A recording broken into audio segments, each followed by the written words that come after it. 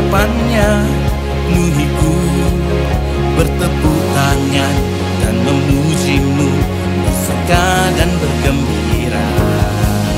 Mari semua nyatakan musim baru di sini, mengisytiharkan kemenangannya, perintah bersama.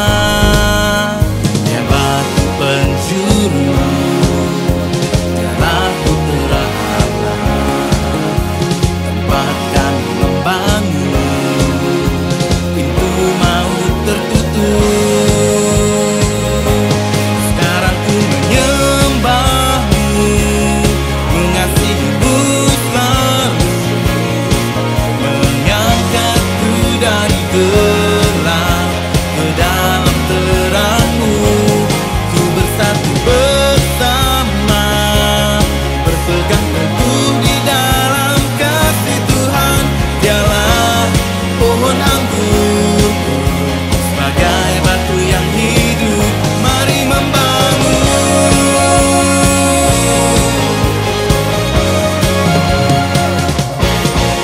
Mari semua nyatakan musim baru di sini, mengisytiharkan kemenangannya, memerintah bersama. Dia batu penjuru, dialah putra Allah, tempat kami membangun, pintu maut tertutup. Sekarang ku menyembahmu, mengasihimu selalu, mengangkatku dari gelap ke dalam terangmu. Ku bersatu bersama, berpegang teguh di dalam kasih Tuhan. Dialah pohon anggurku, sebagai batu yang hidup. Mari membangun.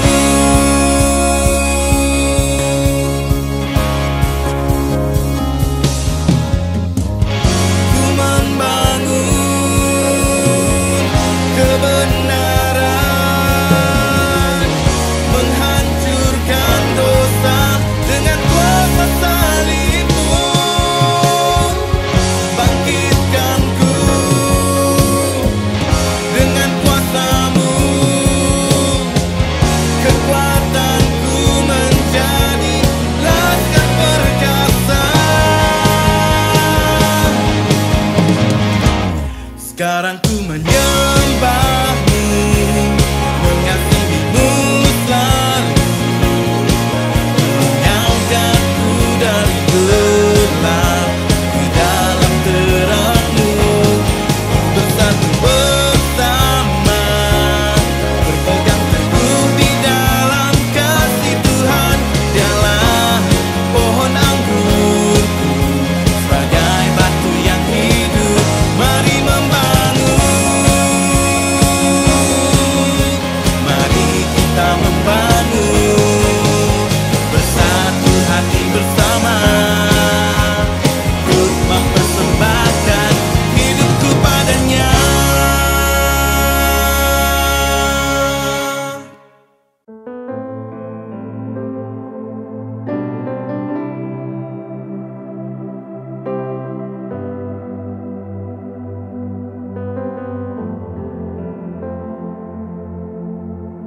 Kau datang ke dalam dunia,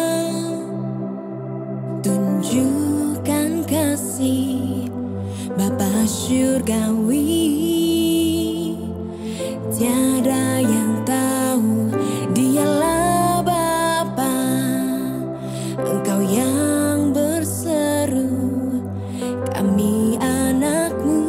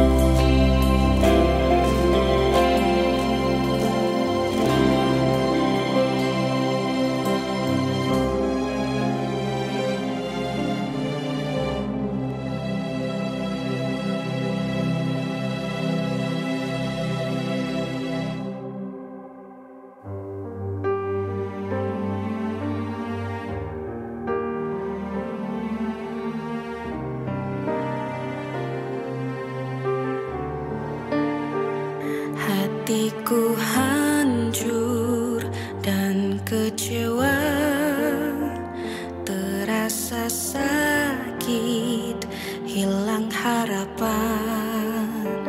Ku rasa malu dan berpaling, dan ku berseru memanggil Engkau dengan tangan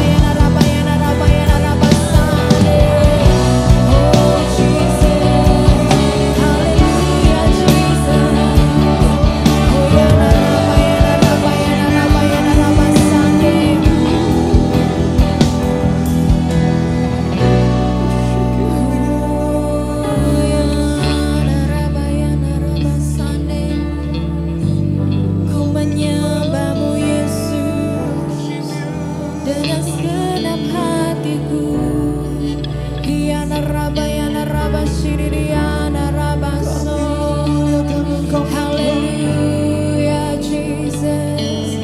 Oh, Jesus. Kau hadir di sini. Oh, yana raba sande.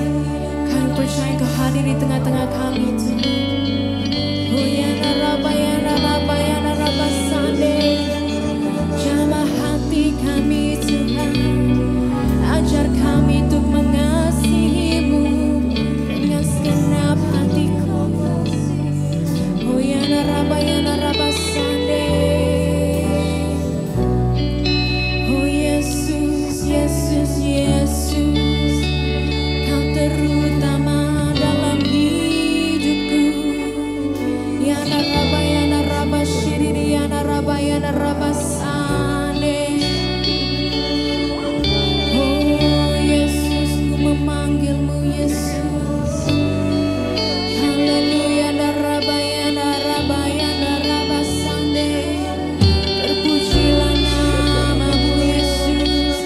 Yana raba shiriri, yana raba sande. Oh, yana raba shiriri. Oh, yana raba sande. Terima kasih Tuhan. Terima kasih Yesus. Oh, yana raba sande. Haleluya, Jesus. Mari kita sama-sama terus naikkan penyembahan ini. Mengasihi-Mu.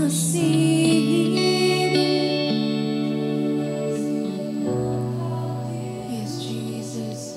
Mengasihi-Mu dengan segenap jiwa. Haleluya. Mengasihi-Mu dengan segenap kekuatanku. Kau terutama di dalam hidupku. Sekali lagi ku mau mengasihi-Mu. Mengasihi-Mu dengan segenap hatiku. Inilah doa kami Tuhan. Mengasihi-Mu dengan segenap jiwaku.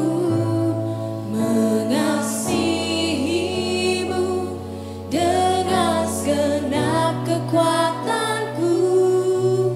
Kau terutama di dalam hidupku. Mengasihi-Mu. Mengasihi-Mu dengan segenap hatiku. Mengasihi-Mu dengan segenap jiwaku. Mengasihi-Mu dengan segenap kekuatanku. Kau terutama di dalam hidupku. Kau terutama di dalam hidupku. Sekali lagi katakan Kau terutama. Kau terutama di dalam hidupku. Haleluya, Jesus. Haleluya, Jesus. Haleluya, Jesus. Terpujilah nama-Mu ya Bapa. Di mana pada pagi hari ini ya Bapa, kami datang padamu Yesus. Kami mau menyembah Engkau ya Bapa. Karena Kaulah terutama dalam hidup kami. Tiada Allah yang lain ya Bapa, hanya Engkau yang kami sembah ya Bapa. Terima kasih ya Bapa. Ajari kami ya Bapa terus mengasihi-Mu ya Bapa. Dengan segenap hati kami, dengan segenap jiwa kami, dan dengan segenap kekuatan kami ya Bapa. Terima kasih ya Bapa. Terima kasih Yesus. Terima kasih Roh Kudus. Haleluya. Kami serahkan semuanya ke dalam Tuhan-Mu. Hanya di dalam nama Tuhan Yesus kami sudah berdoa. Amin. Haleluya. Mari kita beri kemuliaan buat Tuhan Allah kita.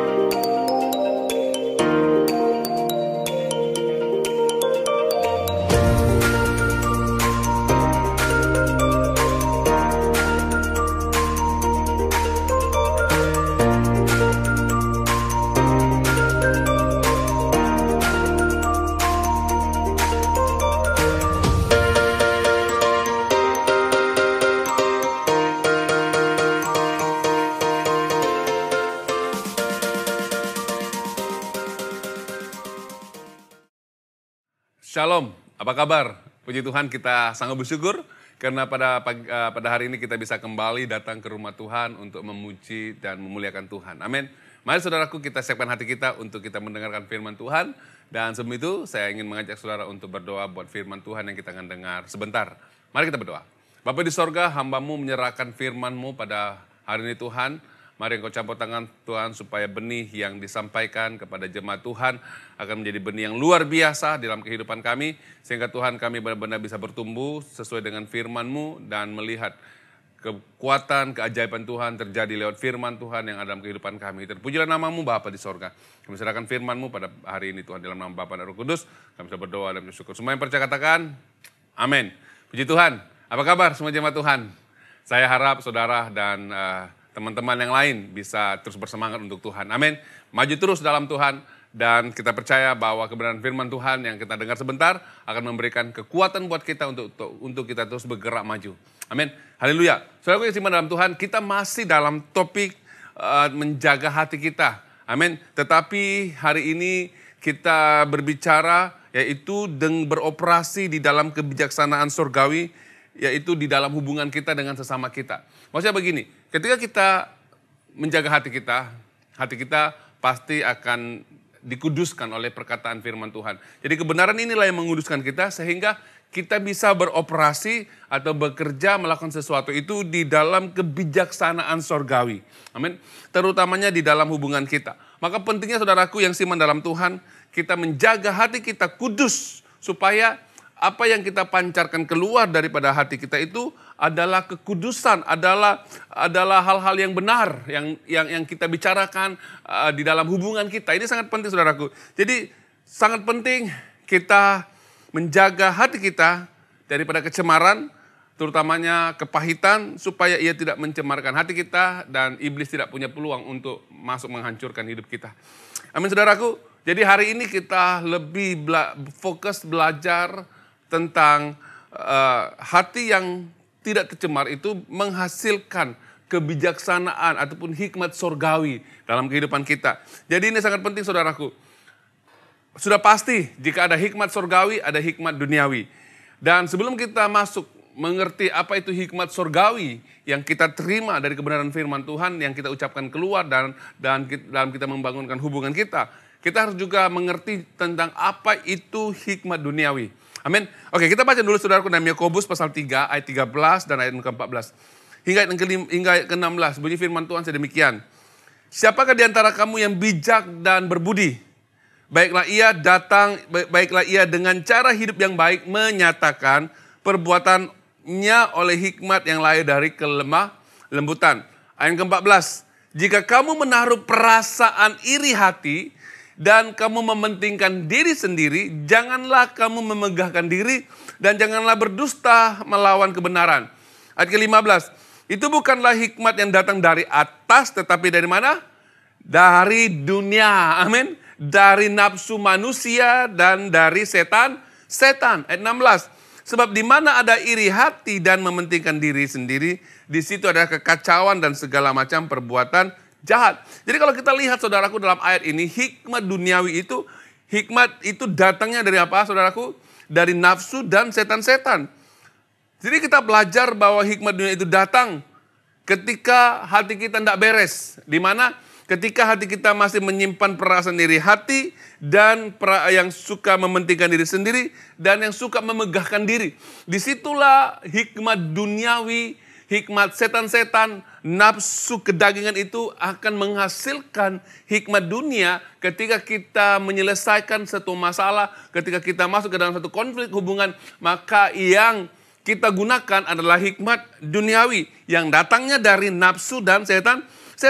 Saudaraku yang iman dalam Tuhan, ingat jika kita dikuasai oleh kepentingan diri sendiri dan iri hati, karena kita tahu bahwa di dalam rumah Tuhan, di dalam hubungan kita dengan sesama kita, banyak perasaan yang kepentingan diri sendiri. Keputusan kita saja mau didengar dan apa yang kita maukan saja kita mau orang lain ikut. Jika tidak kita marah karena soalnya kita ada kepentingan diri di situ. Ataupun mungkin ada iri hati yang ada dalam hati kita karena kita cemburu dengan orang lain, cemburu dengan kemampuan orang lain, ataupun kita iri hati dengan hubungan orang lain di dalam di persekitaran saudara, karena mungkin hubungan saudara sudah gagal, akhirnya timbullah perasaan iri hati. Jadi saudara kasihan dalam Tuhan, orang-orang seperti ini biasanya mereka itu berusaha menunjukkan juga mereka lebih baik dari orang lain, sehingga apa yang berlaku, kejahatan menguasainya, dan mereka akan membawa perpecahan di dalam hubungan sesama. Saudara kasihan dalam Tuhan, orang-orang yang memiliki hikmat duniawi ini, dan kita tahu bahwa mereka ini adalah orang-orang yang berkepentingan diri sendiri, iri hati, dan mereka mau diterima. Saudara kasihan dalam Tuhan, ketika mereka menyelesaikan masalah, tujuan mereka adalah untuk menang. Mereka tidak pernah mengaku kalah ataupun merendahkan hati mereka untuk rasa mereka, untuk menunjukkan mereka itu bersalah. Tetapi mereka sentiasa mau menang walaupun hakikatnya mereka itu bersalah. Inilah orang-orang yang memiliki hikmat duniawi. Pertanyaannya, adakah hikmat ini ada di antara saudara? Kalau ada, bertobat. Amin. Kalau ada, bertobat. Jadi saudaraku yang beriman dalam Tuhan, orang-orang seperti ini, mereka adalah orang-orang yang tidak peduli akan kehancuran di dalam tim praise and worship, kehancuran di dalam gereja, perpecahan di dalam keluarga, perpecahan di dalam kelompok sel. Kenapa saudaraku? Karena ada orang-orang yang dikuasai oleh awan nafsu, setan-setan yang berada di tengah-tengah saudara. Karena hikmat yang mereka bicarakan, keputusan yang mereka bicarakan, semuanya itu dari hikmat duniawi, sehingga lahirlah kejahatan di dalam apa yang mereka kerjakan keluar. Saudaraku, hati-hati dengan hikmat duniawi. Hikmat duniawi itu datang daripada hati yang tercemar. Amin. Saudaraku, mari kita melihat bagaimana kita memahami apa itu hikmat surgawi. Ketika Tuhan berbicara tentang hikmat duniawi dan hikmat surgawi, Dia berbicara itu berkaitan dengan hubungan kita. Amin. Jadi bagaimana kita menjalankan keluar hubungan kita dengan sesama kita, dengan orang lain, saudaraku. Adakah kita jalankan itu berdasarkan hikmat duniawi atau hikmat surgawi? Tapi mari saudaraku kita belajar hikmat surgawi. Apa itu hikmat surgawi? Bagaimana kondisi hati kita ketika kita memiliki hikmat surgawi? Kita lihat saudaraku, dan kita tahu bahwa hikmat surgawi ini datang ketika kita memiliki apa? Kerendahan hati. Amin.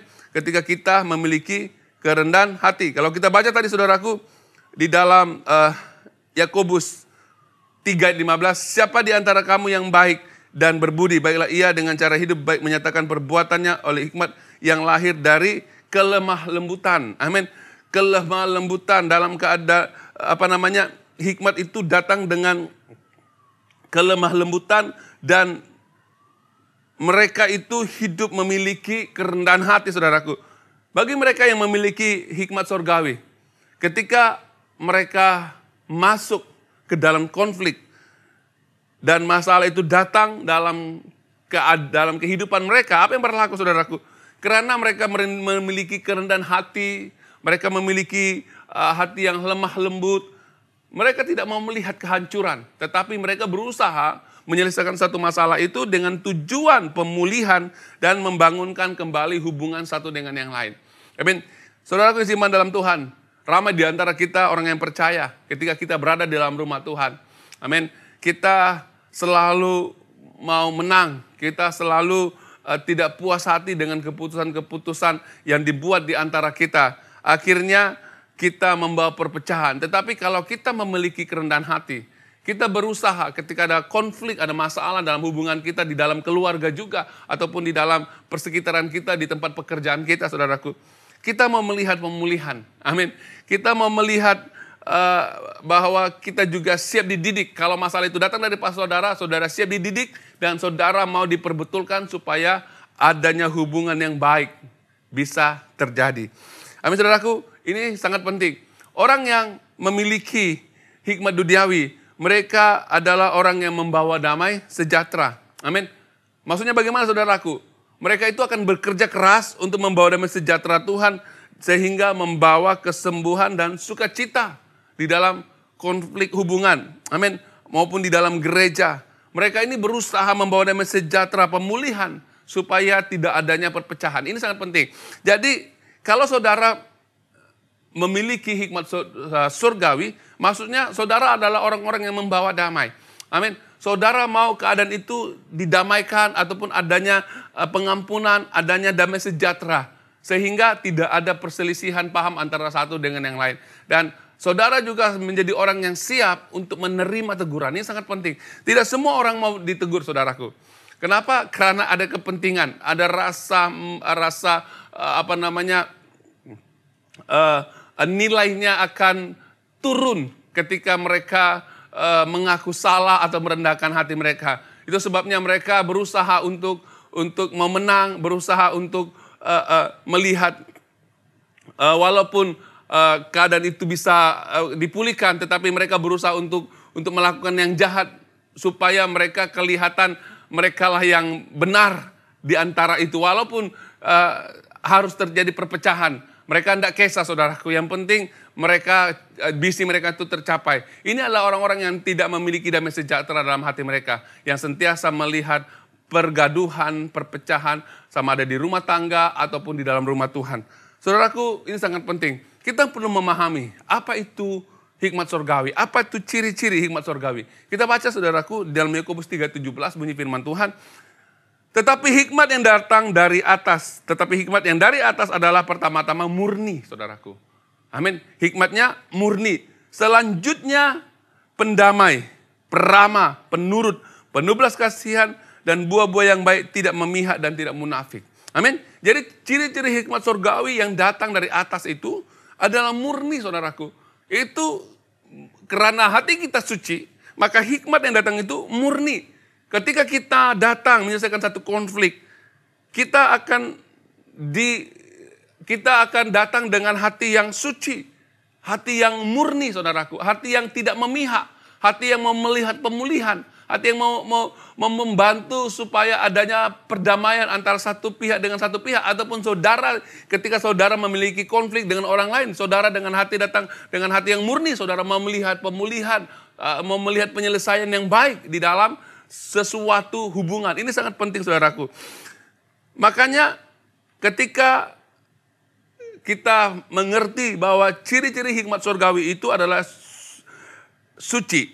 Amin. Dan kita tahu di dalam Matius 5:8 mengatakan, berbahagialah orang yang suci hatinya karena akan melihat Allah. Amin. Orang yang hatinya suci, orang yang hatinya murni akan melihat Allah. Amin. Dan mereka tidak akan memihak, mereka akan menyelesaikan masalah itu dengan benar. Kalau salah dia katakan salah, kalau benar dia katakan benar. Ini sangat penting. Dan mereka tidak dipengaruhi oleh persekitaran mereka. Karena hati mereka lah yang mempengaruhi. Baik, saudaraku yang iman dalam Tuhan. Kalau hati kita suci ataupun murni, ketika kita melakukan sesuatu, kita melakukan itu sesuai dengan kehendak Allah. Sehingga kita menangani masalah itu dengan hati yang murni. Sehingga Allah hadir di tengah-tengah hati yang suci hatinya. Amin, saudaraku. Yang kedua, hikmat surgawi adalah pendamai. Amin. Tanya diri saudara, adakah saudara adalah orang yang membawa damai?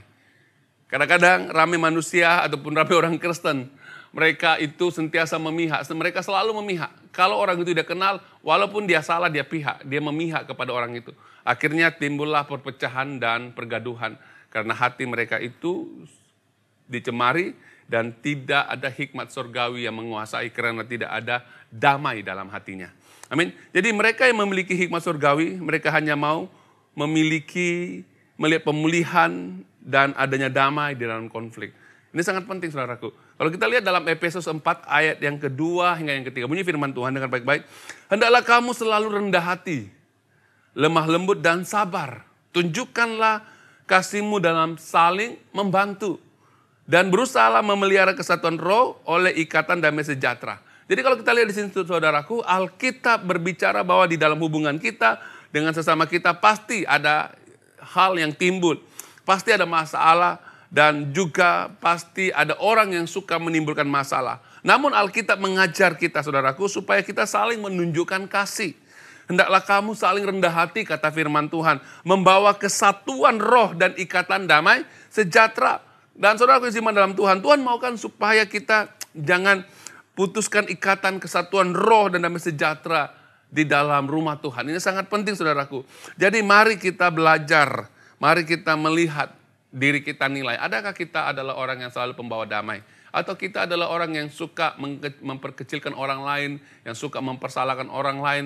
Adakah saudara yang suka menghukum atau menghakimi orang lain, saudaraku? Jika saudara seperti ini, kita periksa hati kita. Adakah hati kita ini bermasalah? Amin, saudaraku. Mari, jadilah orang yang memiliki hikmat surgawi dengan hati yang mau memiliki kedamaian ataupun membawa damai. Ini sangat penting. Yang ketiga, hikmat surgawi itu adalah hikmat di mana kita menaruh perasaan yang terdapat, menaruh pikiran dan perasaan yang terdapat di dalam Kristus Yesus. Perasaan kita, pikiran kita, saudaraku, itu sama dengan pemikiran Kristus.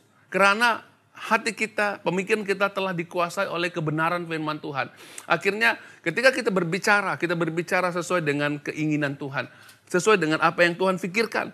Terutamanya ketika kita datang menyelesaikan suatu masalah, ataupun kita berada di tengah-tengah problem yang ada di sekitar kita, kita akan memiliki namanya belas kasihan.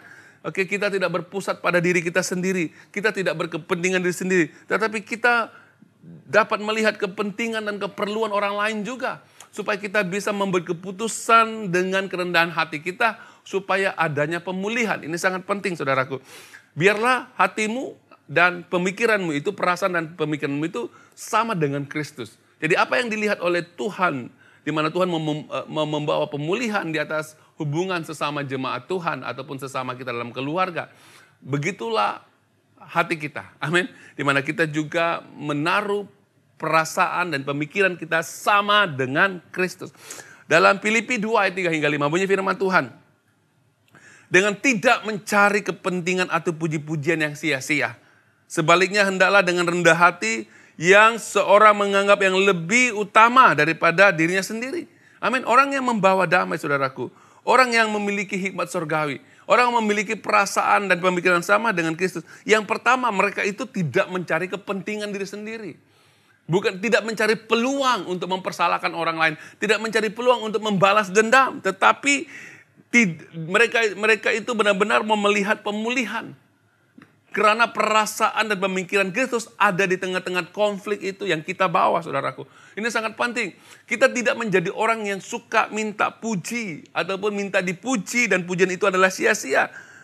Tetapi firman Tuhan mengatakan hendaklah orang satu dengan lain itu menganggap lebih penting. Ini sangat penting, saudaraku. Ayat keempat. Dan janganlah tiada orang hanya memperhatikan kepentingannya sendiri, tetapi kepentingan orang lain juga. Amin. Jangan kita datang kalau kepentingan kita tidak terlaksana. Orang yang hatinya tercemar pasti sakit hati. Tetapi orang yang hatinya suci, orang yang memiliki perasaan dan pemikiran Kristus, mereka akan tahu bagaimana memperhatikan kepentingan orang lain juga, bukan hanya kepentingan diri sendiri. Ini sangat penting, saudaraku. Ayat yang kelima, hendaklah kamu dalam hidupmu bersama menaruh pikiran dan perasaan yang terdapat juga dalam Kristus Yesus. Ini yang penting, menaruh pikiran dan perasaan kita yang ada terdapat di dalam Yesus Kristus, Yesus yang kita sembah. Amin, saudaraku. Ini sangat penting, hidup kita bersama menaruh pikiran dan perasaan yang terdapat di dalam Yesus Kristus.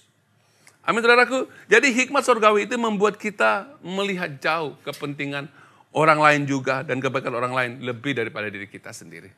Jika kita sudah memiliki hati seperti ini, maka kita adalah orang-orang yang memiliki perasaan dan pemikiran yang sama dengan Kristus. Yang seterusnya, ciri hikmat surgawi adalah penurut. Amin. Penurut, tidak suka berbantah-bantah. Mereka ikut, mereka tahu bahwa mereka berada di bawah otoritas. Mereka ikut apa yang dibicarakan oleh Tuhan, apa yang dibicarakan oleh pemimpin ataupun gereja, supaya mereka bisa bertumbuh bersama-sama. Amin. Karena kita tahu di dalam rumah Tuhan ada struktur yang harus kita turuti, yaitu ketundukan. Hanya orang yang hatinya telah dicemari akan sentiasa melawan struktur yang ada di dalam rumah Tuhan, dan mereka sentiasa mengeluarkan kata-kata jahat kepada otoritas yang ada di atas.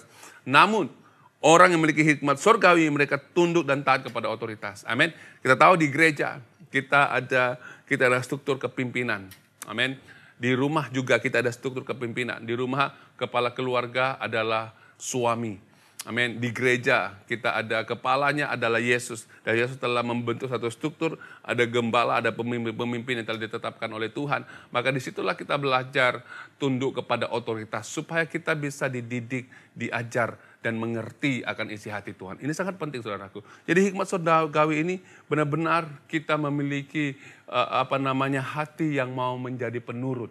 Katakan kiri kananmu, memiliki hati penurut. Amin. Haleluya. Dan yang ciri yang terakhir yaitu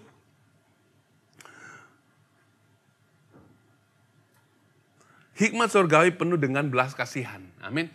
Hikmat surgawi penuh dengan belas kasihan. Maksud hatimu itu penuh dengan belas kasihan. Kita baca saudaraku dalam Yakobus 2 ayat 12, bunyi firman Tuhan.